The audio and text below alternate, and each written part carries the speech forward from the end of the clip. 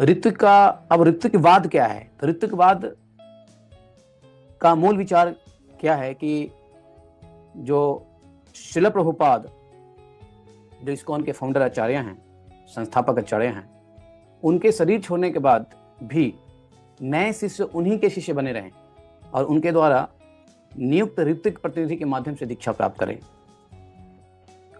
तो ऋत्विक क्या है?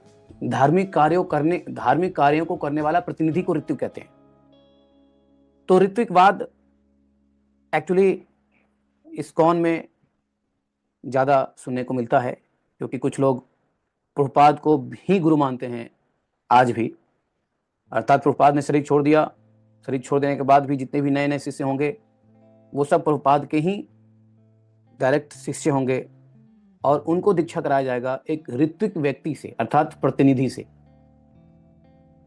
तो ऋत्विक प्रतिनिधि कौन होता है? जो दीक्षा के कार्यक्रम को संपन्न कराता है, वो शिक्षा गुरु की तरह एक्ट करता है। ऋत्विकवाद में जो दीक्षा की प्रक्रिया को संपन्न कराता है उसको ऋत्विक प्रतिनिधि कहते हैं, और वो प्रभुपाद जी के बिहार पे दीक्षा प्रभुपाद जी से कराता है और स्वयं शिक्षा गुरु रह करके लोगों को आध्यात्मिक मार्गदर्शन देता है। लेकिन जितने भी नए भक्त बनेंगे वो श्रील प्रभुपाद जी के ही शिष्य होंगे, कोई नया गुरु नहीं होगा। ऐसा ऋत्विकवाद का मूल विचार है। तो ऋत्विकवाद में अगर देखोगे तो गुरु नहीं, केवल प्रतिनिधि कार्य करते हैं।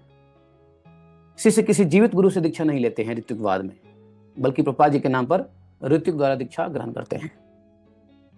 उनका मानना है कि श्रील प्रभुपाद ही शाश्वत आचार्य हैं और वे ही अंतिम आचार्य माने जाते हैं और आगे कोई नया दीक्षा गुरु नहीं होना चाहिए। परंपरा की निरंतरता को नए ढंग से परिभाषित करते हैं।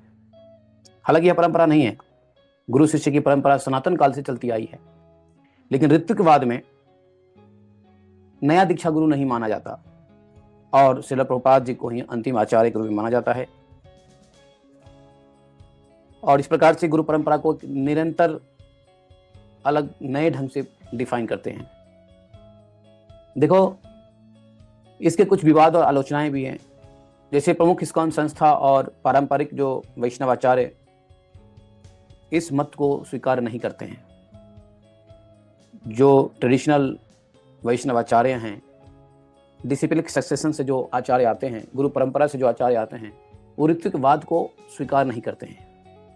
क्योंकि, और यह सत्य भी है कि गुरु शिष्य परंपरा अनादि है और यह निरंतर चलती रहनी चाहिए, इसलिए नए आचार्य और गुरु की नियुक्ति आवश्यक है।